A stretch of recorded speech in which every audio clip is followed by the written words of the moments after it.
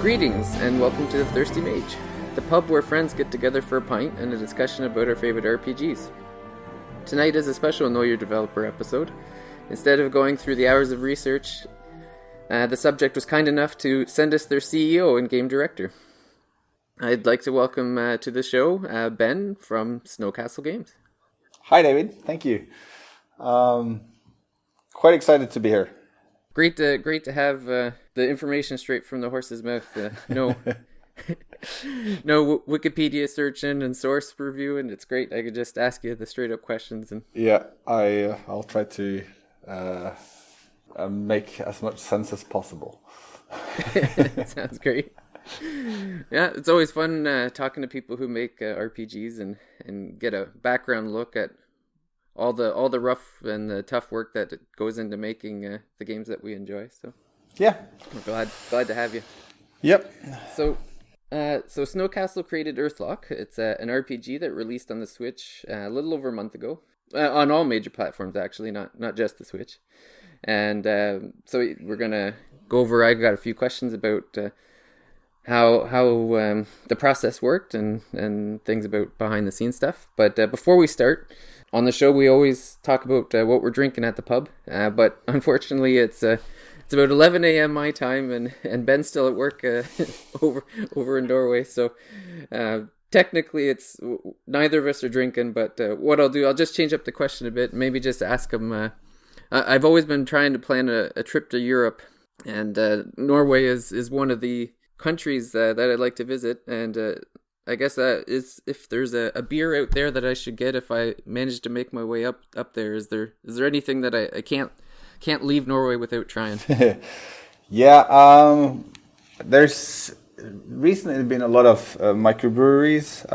There used to be just like 2 major breweries in Norway, and then we imported a lot of Belgian beer. But there's one particular that's quite famous and rather expensive, but also really tasty. And it's called the Naked Island, Nøgne in Norwegian. And it comes in quite large bottles and is very good. So definitely, if you come here, you should try the Naked Island. Sounds great.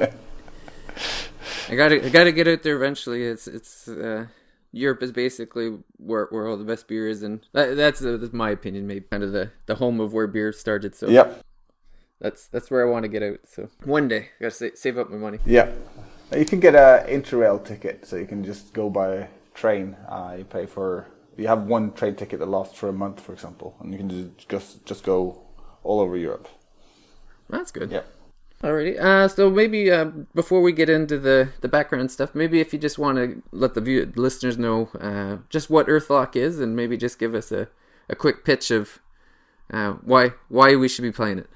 Yeah, Earthlock is a RPG inspired by the classic 3D RPGs of the 90s, PlayStation 2 era, and we tried to create the same feeling that we remembered having while playing those games back then, except in a new way or in a new console. And we also tried to add some new takes on, for example, turn-based combat and character progression. So, and we have a little island base where you can grow spuds and plants and fruits, and you're equipped with a spud gun, so there's your ammunition. That's great. Yeah, that was actually one of my favorite parts of Earthlock was the kind of like your sanctuary, where you can. It's nice to get away from the evil combat occasionally and just chill out. That's right. Get a little quick farming simulator in to rebuild your weapon stock. And yeah. I'm just curious about how Snowcastle Games began and how the dev team ended up together. Yeah, we started Snowcastle back in 2009. I think we were like 4 people back then. Eric, my partner, and Fritz, the art director, and a programmer who's no longer with us. And then we did lots of flash games for a Norwegian television company to start with. And then we didn't have any funds, so we had to do some work for hire. And then slowly we managed to build a team. And we're now 11 people here in Oslo, and got another 3 external people. And a lot of them really knows how to make games. Actually, all of them by now. So it's been a long. It's been 9 years. Oh my God! I just looked at. Oh wow! Yeah. So yeah. That's how I get that feeling every day. Yeah. Looking at the calendar, going, "Is it really 2018?" Yeah. And making Earthlock took 5 years, and we didn't have any income, so we had to get money from friends, fools, and family, and the odd investor, and just scrape by with as little fund as possible. Also, the Norwegian government has some really nice funds for films and computer games, so we managed to tap into that as well. And we had a Kickstarter, so all of that enabled us to get the game out in 5 years. That was in 2016, and then we launched the game on Switch just recently. So after we launched the game first on Xbox and PlayStation and Steam, we spent a few months working on Earthlock 2, the next game in the same universe, and then we had this growing feeling that the game wasn't quite where we wanted it to be. And so we stopped making Earthlock 2 and then went back to Earthlock 1. And we said, okay, so there's a Switch coming out and we should probably get it out on that platform as well. And what will it take to make the game like how it should be, with everything that we had to cut during the initial production and from the feedback we got from the community and stuff. And so we budgeted another 7-8 months. And then 13 months later, we were done. But now the game is where we want it to be. It feels more fleshed out, more whole, more fun. So that's good. That's great. So on our show, what we usually do is go back and look at our favorite RPGs, but we usually start with the people that made them. So as the game director, you're our perfect starting off point. I was wondering if you could maybe just give us a little bit of history on some of the work that you've worked on and maybe some of your influences and inspiration. Yeah, Earthlock is our second game. The first one was called Hogworld. It was a small adventure game for kids on iOS. We did back in 2011. We got some really nice reviews on that game. I think Apple put us on the best of 2000 something list for Christmas. And we didn't make much money at all. I've heard that about mobile games. Yeah, and we didn't want to do free to play, or we couldn't put ads in the game. We wanted to make a premium game, and that was really hard to sell. But it was the first story told in the Earthlock universe, because the character in Hogworld was a little hog bunny, a mix of a rabbit and a hog, called Nart, and he's a mage in Earthlock. So he stayed alive through that game and into the next one, and likely into the next one. That's good. It's all canon, I guess. Yeah. But yeah, prior to that, I didn't work on making games, but I worked with analyzing games at a company called Game Explorer, where we made a database with computer games and gameplay elements in them, and we also created 2 books in 2006 and 2007 called Book of Games Volume 1 and Volume 2. Nice books, didn't sell much. That's me. Fritz Olsen is the art director. I guess he was one of the main people in that kind of gave the feel and look of Earthlock. Oh yeah, Fritz. The art and feel of Earthlock is very much due to Fritz. He's an extremely talented artist. He came on board back in when I had Game Explorer, and he was, I think, 16 years old. He came in as a tester who tested video games and answered all the questions about gameplay. And then he showed me his drawings, and he was just back then super talented, but a bit rough in the edges. And then I suggested he should go to some awesome game development school, and he did. And then some years later, in 2009, he came back just when I started Snowcastle. So that was perfect timing. Oh, perfect timing. Yeah.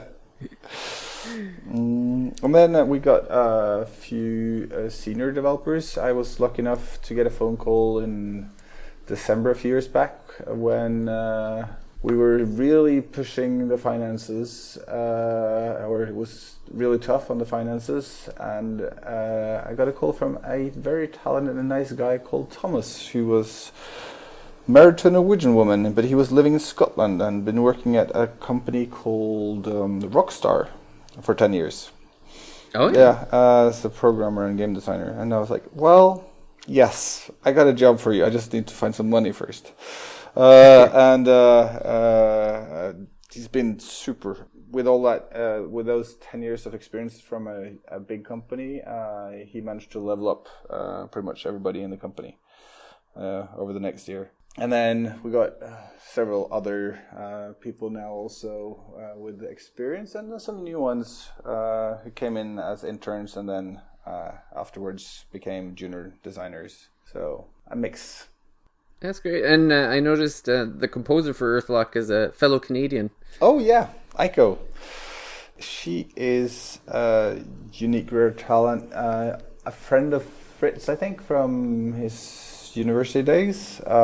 She plays, I think, 32 instruments, and just super multi-talented, and sings as well. And she does typically composes the music and then records each instrument by herself into like this whole orchestra.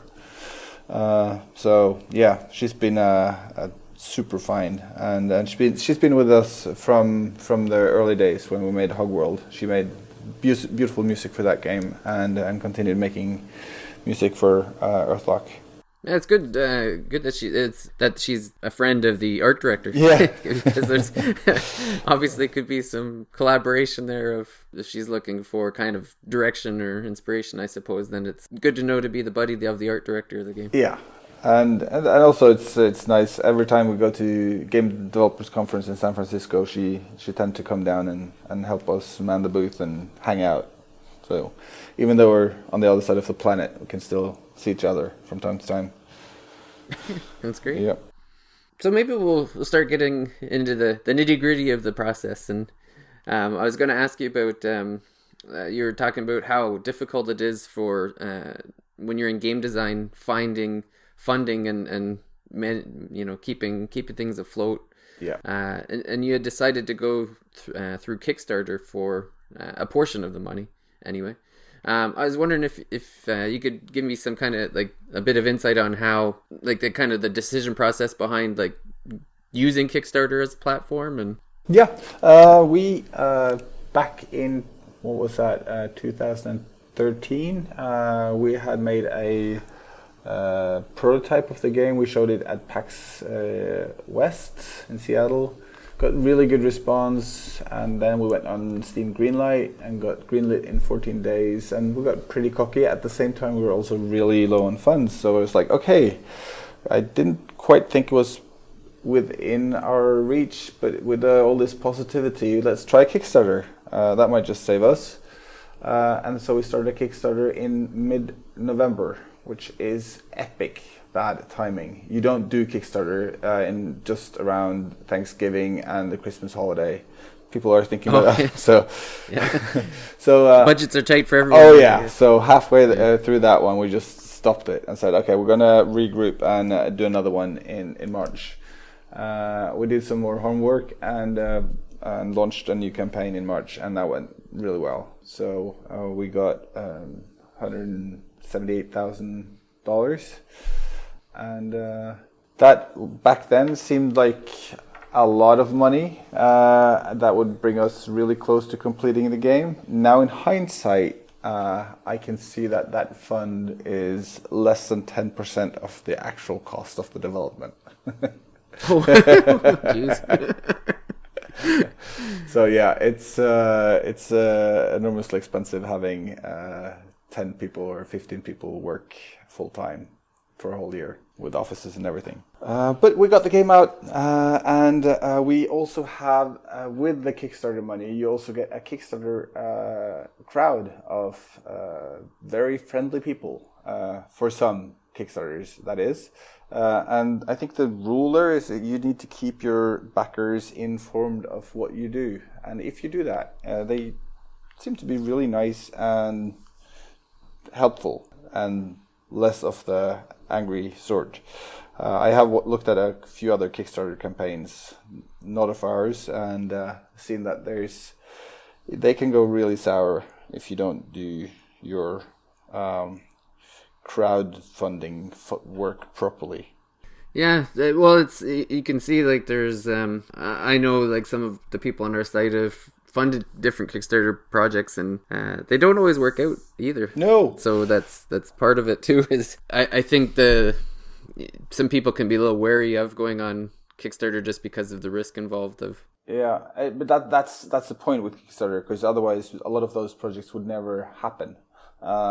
Like for us, for example, when we came to March that year in 2014, we were really at the edge of any finance, any finances we had, and I couldn't wrestle out more private funding. We were likely to get a grant from the Norwegian government, but only if we could get some more money. And so I was at that point that if the Kickstarter failed, the company would be bankrupt. And that was 2014. I already put 5 years of my life in the company and all my savings. So that was stressful. But the Kickstarter was successful, and we got the funds from Kickstarter and topped up with the funds from the government. So that was a double win.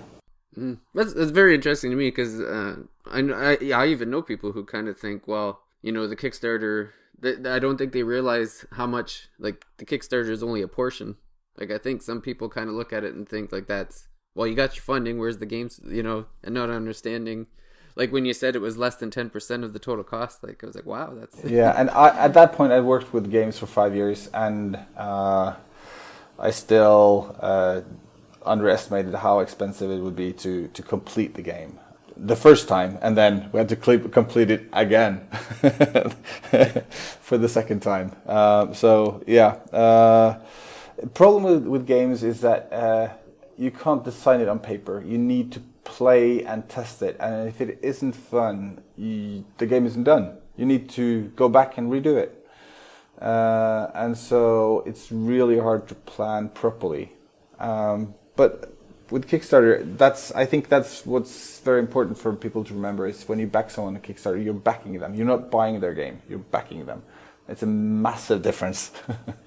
Yeah, I think that's a very important distinction, really. Yeah. Yeah, because that's kind of the feeling I think most people go in with, is that you're buying the game, and it's like, no, you're backing them, you're not buying it. You're buying their dream. That's right. It's very important. That kind of segues into like the community. Like when you go on Kickstarter, you're kind of selling an idea to backers. Did you feel any kind of pressure or like guidance of like the communities pushing in one direction, and maybe like, did you feel any kind of that, or was it more just just a bunch of people saying, rah rah, let's get the game? Yeah, quite a bit of impatience, of course. It's like, I backed the game, why isn't it done yet? You promised it within a year, and it's now been 3 years. But fortunately, we had informed people regularly, like, okay, so we're done this is delayed, we're trying to get this done, and just communicating at least like once every 1 or 2 months. And so even though some people were getting really impatient, they were losing their patience, and that was a big difference. But for the most part, we've got lots of like constructive ideas from the community, but no one like demanding that we do this or that, or we couldn't do this or that. And I think that's positive. I mean, getting suggestions and creativity from your community is super awesome. But having people tell you what to do is less ideal. Yeah. Well, that's one of the things I've noticed. I wasn't sure if it was prevalent in Kickstarter. Is that a lot of the indies, there's the nostalgia factor kind of comes into play with a lot of indie developers, where people kind of, they have an idea of what they used to play and kind of want something like that. And I wonder how much the developers, when they're making games, kind of wrestle with that nostalgia versus the new thing that they're trying to... Yeah, that's really hard. For example, we had a long debate on having save points, save statues, instead of just saving anywhere, because saving anywhere is what people are used to now. But save statues they have a gameplay feature, because if you can only save at the start of a dungeon, and then you have to go through the dungeon and defeat the boss. It's not just the boss, it's like preserving your resources and getting through to the boss is also part of the whole beating the boss gameplay. And so we chose that, and that makes the game really difficult for people like me who have children to play for 10 minutes and then put down, because you can't save. So there's the pros and cons to that. And at the same time, I think we succeeded in creating that old feeling, that good old school feeling, without being completely old school. I got a lot of people writing to us telling us that we managed to give them exactly that feeling they had when they were playing games in the 90s, except it looks modern and plays on their current console. So for those people, I think we achieved what we set out to do. And then we've had people who don't get why we have save statues, because they're young. They never played a game with save statues. And it's just, for them, it's just like, oh, it's so lame. Why can't I just save when I want to? So yeah, I don't think you can make a game that pleases everybody. No, that makes sense. We've actually had, even at our site, staff will be debating the pros and cons of different design choices and that sort of thing. Like you said, it's funny with the save feature, because one person could say, well, the save statues are there because they couldn't figure out how to save anywhere. And it's like, I don't know if that's why. Like, no. But I totally get the design factor of it, because like you said, you could be in a dungeon and you could get to the boss and save in front of the boss and then just keep playing the boss over and over till you beat them, as opposed to it being like a full, like, you go in and, like you said, resources and that sort, saving resources. Yeah. So it makes sense. It is a different challenge, but it's also, of course, if you, like when we first launched the game and there were some bugs that caused it to crash, then save statues are extremely annoying. I think we're gonna seriously consider our saving features for our next game. The point is also, is it fun? That's like the most important question I think a game designer needs to ask him or herself when making a game. This thing I'm doing, or this feature I'm adding to the game, is it fun? And yes, I think, for example, as we're talking about save statues, they're fun in terms of getting that challenge of beating a dungeon and a boss, but they're not fun when you have 30 minutes to play or 10 minutes to play or 20 minutes to play and you can't save and you gotta leave and then you have to replay it, because replaying the same thing all over again isn't fun. So yeah, that kind of goes into another debate we were having too, of difficulty versus accessibility. Yeah. And I personally lean on the difficulty. Yeah, and that's what we do too. Thomas, our lead game designer, he is super into hardcore self-brutalizing games like Bloodborne and and so, stuff like that. And he really wants the hardest challenges. And if you look at the art for Earthlock, it looks like a quite cute, like child-friendly game. And especially the first time we launched the game, some of the bosses were really brutal. If you didn't figure out how to use the right tactics, he would just annihilate you. Okay. So I'm guessing I didn't play the first version of it, but I'm guessing then the because I know in this on the Switch, if you're defeated by the boss, when you reappear at the save statue, the I can't remember his name, the little Frog Boy. Frog guy. Yeah, Frog Boy. Yeah, Frog Boy. Kind of gives you the hint of maybe you should have done this. Yes, this is stuff that we added based on community responses. Because it's like, for some people, it's highly frustrating if you guide them. They don't want an arrow telling you where to go. They don't want you to help them. They want to figure it out themselves. And then on the other side, you have people who get super frustrated if there isn't an arrow that they can follow. They want to be like guided through the game. And so adding Frog Boy was a way to help those who felt like they needed some extra help without forcing it on those who didn't want it. Because you can choose not to talk to them and just fight the boss again. So you can get the hints or you can avoid getting the hints. Mm-hmm. Well, it's like you said, it's hard to... Everybody's got their way of playing, so it's... Yeah. Trying to find ways to please everyone, I guess, it's not easy. Yep. So you were saying when it first released, I guess there were some features that you felt were... Like when you first released Earthlock when the Kickstarter was done, at the time, did you feel like the final product was what you envisioned? Yeah, we were super happy. We were super proud. And just having completed the game, and it was playable, and we thought it was challenging, which is always something you should worry about if you, as a developer, find the game challenging. The players will find it super challenging.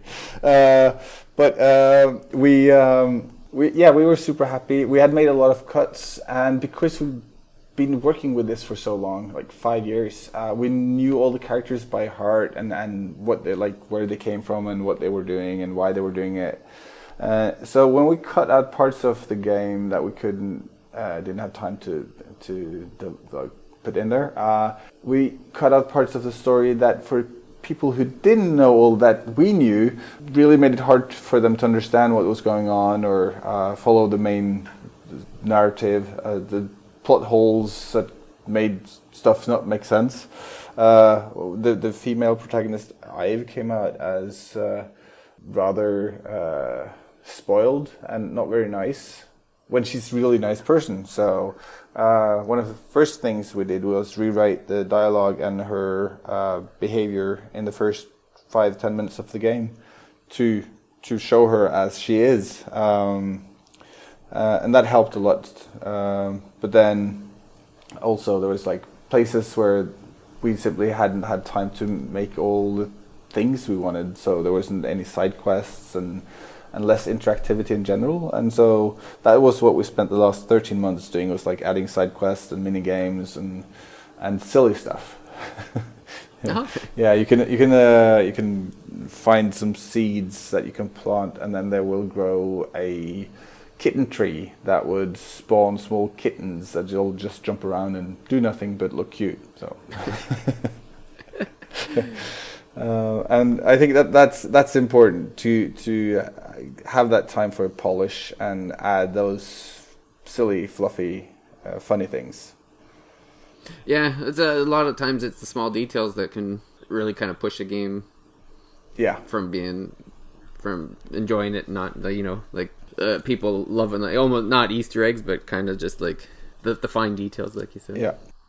So I guess I'll segue into the next. I was curious, as an independent studio, I know it's very difficult to kind of get your name out, get the word out. I'm assuming that in the RPG genre, it's even that much more difficult.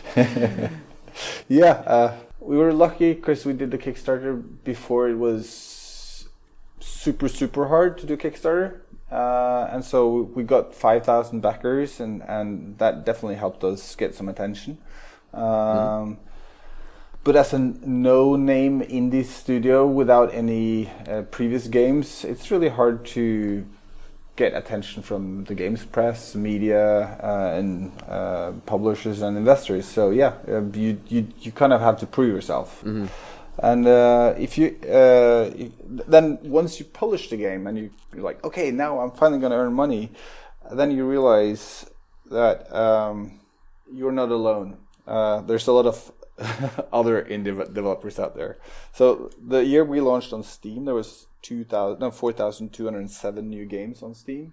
Like, and that was those games on that was published in 2016 was 38% of the total number of games on Steam that year. And then the next year, in 2017, there was almost double the amount of published games. So publishing a game on Steam is becoming more like making your own website and hoping to get lots of traffic for it. Mm-hmm. What typically happens when we saw that happening on the iOS market back in 2011, and that is prices drops, and then all of a sudden it gets really hard to make good games and recoup your investment in the development. At the same time, we've also been compared to visually to AAA studios and AAA games, and then because we don't have, for example, voiceover, some have been like, "Oh, but it's a trashy game because it doesn't have voiceover," and voicing our game would cost hundreds and thousands of dollars. Yeah. So yeah, it's hard, but at the same time, it's also fun because you're working in an industry that changes and it's growing, and there's so much happening. And one of the best parts of being in the indie game industry is that all the other indies are your competitors in one way, but they're all seem to be really friendly and helpful and share information and help each other. So we just have to learn quickly. Yeah, well, in a way, other indie success actually could spawn success for you. Like, you know, if someone who's kind of been an Atlas or Square Enix player, and then they you know are introduced to a good indie game, and then maybe come to that realization that, hey, maybe there are other indie games that are good. Yeah. So yeah, I can see how there'd be a little bit of camaraderie in the indie scene. Yeah. Back when we were publishing Earthlock for Xbox, we had to get it through all these H rating certifications, and the Australian one was specifically difficult because they wouldn't take anything digitally. We would have to send them physical discs and physical DVDs with the video, and at the same time we were having a super tight deadline, and they were doing some vacation time or something. So we had to get the disc to them from Norway to Australia in 2 days, which was, even with the most expensive courier, it was almost impossible.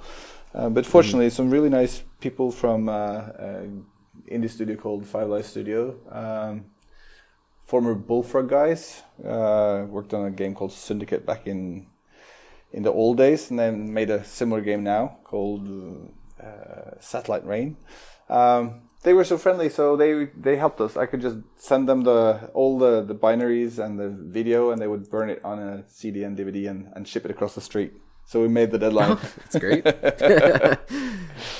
Yeah, that was pretty crazy, awesome. Yeah, it's a good. That's what networking can do for you. Oh yeah, yeah, making friends at those GDCs. Exactly. I guess one of the things about Earthlock I wanted to just talk about a bit is I know in my experience with RPGs, a lot of the time to get the most enjoyment out of it is kind of when you've discovered the way the developer intended it to be played. Yes. I guess one of my examples would be like, I know in Radiant Historia, I just recently played that one, and I had never played a game with that, like the grid system. Yeah. So I wasn't particularly enjoying it until I kind of figured out the matching up people in squares and doing the combos and that sort of thing, and it kind of changed the whole experience for me. So I was wondering if there's anything that new players to Earthlock maybe should know, that so that they don't start it and maybe not quite getting it right away. If there's any kind of hints or direction maybe of just like the best way to experience it. Yeah, I think trying out different things to figure out your play style. You can choose. Each character has two stances. Like Eamon has a spud gun where he can shoot ranged magic spuds, and he has a thief stance where he can steal stuff and use his dagger. But then you have a talent tree where you build your character, like the character progression. And if you choose to go for magic and ranged, then of course you will be much better at using your spud gun. And the same goes for the little hug bunny Nerd. He can have buffs and offensive magic, or he can be more defensive and healing magic. And it's quite interesting when you're fighting small critters that aren't that hard. If you're aggressive, you can get really quickly through the combat, but if you're playing more defensive, they can take a bit longer. So it really changed how you enjoy the game, or how fast-paced you feel it is, depending on your strategy. Also, you can get to places. There's a little magic creature called an Impkin, which is a nasty spellcaster, and if you cast silence on that creature, he's really easy to take down. So yeah. And the other thing I noticed too is that there's a lot of focus on like the pairing system. It seems like a couple of the characters are more. It's like because you've got the sharing of the special. Yes. That was quite funny because I had found my playstyle through the quality assurance period where we're just playing the game, trying to find bugs. And then one day I was looking over the shoulder of one of the other guys and looking at him playing. I was like, "What? You're playing it all wrong." And he was like, "But I'm totally beating it." I was like, "Yeah, okay." So trying out different friendships and their stances is quite interesting because there's really so many different variations to setting up these 6 characters in 2 pairs. I'm not going to give too many spoilers. Yeah, no, it makes sense. No, that's great. So I guess you kind of hinted at it early in the interview, but it sounded like what's next for you guys is a sequel to Earthlock? Yeah, when we started the Kickstarter, we were already thinking about Earthlock as a game story world, a place that we would have to explore everything over more than one game, because it was just such a big planet and so weird a planet.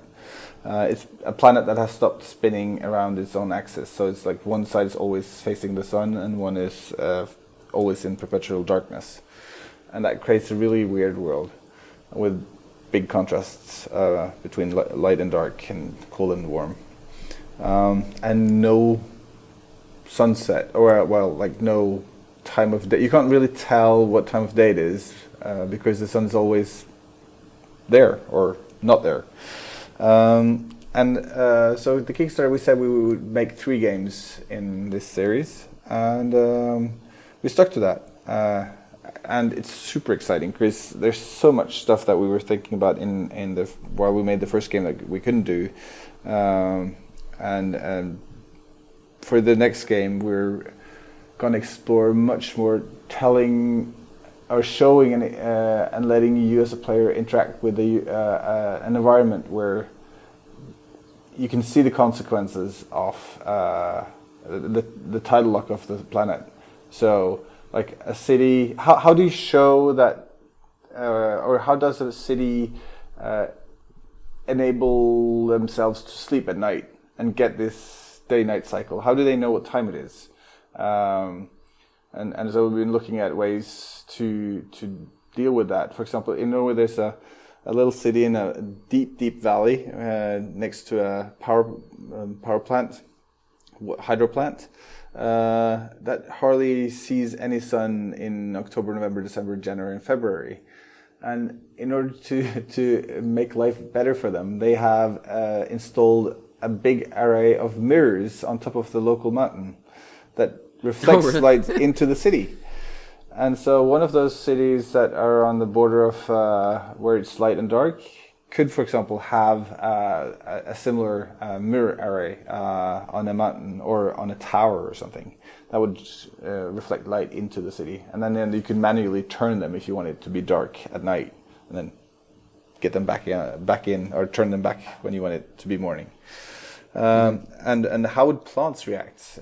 Plants will also they like night and day cycle. They breathe air at night and produce oxygen in the sunshine. And so, can we make plants that behave and do stuff to show you as a player that, oh, it's actually night now? In a way, it's the 24-hour cycle is moving. So that's something we didn't get to do in the first game, and that's something that we're exploring in the next game, which is quite exciting. Yeah, that's well, and especially when you see the community reaction to something like Breath of the Wild, where the fine details of the environment are, like, people are excited, or they do get into it. So that does sound like a very interesting way to play. Yeah, you know. And also the first game we did as a homage to those awesome games that we grew up playing. The next game we're doing a more contemporary game. So it's still going to be a role-playing game. We're going to have turn-based combat in one way or another. But apart from that, we're kind of free to do our own take on a contemporary role-playing game. So I can't say much more. We're still really, really early in the process. So nothing is really set in stone yet. Well, it already sounds interesting. So we'll be watching for that. Yeah, if you end up doing a Kickstarter for that, you're gonna have to flip me an email. Okay. It's a lot of work. I can be on board. Yeah. I can be on board with that. But hopefully everything works out, so you don't need that this time around. Yeah, I hope. It's fun doing a Kickstarter, but it's so hard. It's so hard. Yeah. It probably takes like 5 years of my life, so I'm not sure I'm going to do it again. Oh, yeah. Well, I wish all the success on the sequel, and hopefully this helps get some people onto Earthlock now, so that they can enjoy the game. Is there anything else you wanted to say about Earthlock? Or well, if anyone plays Earthlock and have feedback, we're listening. You can send us tweets or emails, or post on Steam forum and any other forum. Pretty much we lurk around and see what's written most places, and we try to reply to anything we can. So and we really enjoy getting feedback. Also the negative feedback, if it's constructive and not just hatred. So do you want to dare give your Twitter accounts? For Snowcastle? Snowcastle Games. It's just at Snowcastle Games, Facebook, Twitter, and Steam. And on we also have a Nintendo channel where we will be posting updates. Little tidbits of background story from the Earthlock universe and other silly, interesting stuff. So we just got it started a few weeks ago. So you can follow us on your Switch as well. Oh, perfect. Yeah. Oh, and I guess we should tell everyone. So I imagine most people listening to our podcast probably have a Switch, and that's to me, RPGs. It's just the Switch is the perfect place, because when I'm getting irritated at work and I need a break, then it's just flip out the Switch and do some grinding in an RPG. Yeah. But for anyone who doesn't own a Switch, Earthlock is available on PS4, Xbox, and Steam. Yeah. But I would recommend it on Switch. Yeah, me too. Yeah. It was like when we got the game on the Switch, it was like, oh, it feels like it has landed at home now. Having the game, holding it in my hands like that was really good feeling. Mm-hmm. Well, and to me, the taking it with you is the big thing. Like, I know there's a lot of RPGs on 3DS and stuff, but it's just so much different when you're kind of getting the full HD in your hands. Yeah. Wherever you go. And then the other part of the Switch too that I enjoy is that, like you said, with the saving feature, like the save statues. Yeah. With the Switch, like if you're not, as long as you're not moving games, you can just put her into sleep mode. And yeah, that's really good with the Switch. Yeah, so yeah, I recommend if you got a Switch, then that's where you should get it. So. Also on probably closer to Christmas, we will be inviting people to a small community to help start checking out and playtesting the next game. And get feedback from them. So the idea is that over the next 2.5 years we will be working with the community and trying out stuff and getting their feedback on a regular basis. So if you like Earthlock and want to help with the next game, then sign up for our mailing list on snowcastle.no. Yeah, it's perfect. I know where I'll be emailing in a few minutes. So. Cool. No, that's great. I wanted to thank you very much, Ben, for taking the time to have a chat with our podcast and thank you. Helping lots of great insight into how difficult and how much work it is building a game. I know it's easy for on the gaming side of it to just kind of sit back and where's my game? So yep, it's good to empathize with the amount of work and appreciate it when it's ready and it's good to go. So thank you. And to just make sure everybody knows that you could follow us on Twitter. Our handle is The Thirsty Mage. We're also available on a subreddit if you'd like to engage in some discussion. The subreddit is just The Thirsty Mage. We'll be back in a couple of weeks. We'll have a special review episode for a certain 3DS game that will be coming out shortly. But until then, thanks again for listening to my interview with Ben from Snowcastle Games, and I'll see you at the next Thirsty Mage.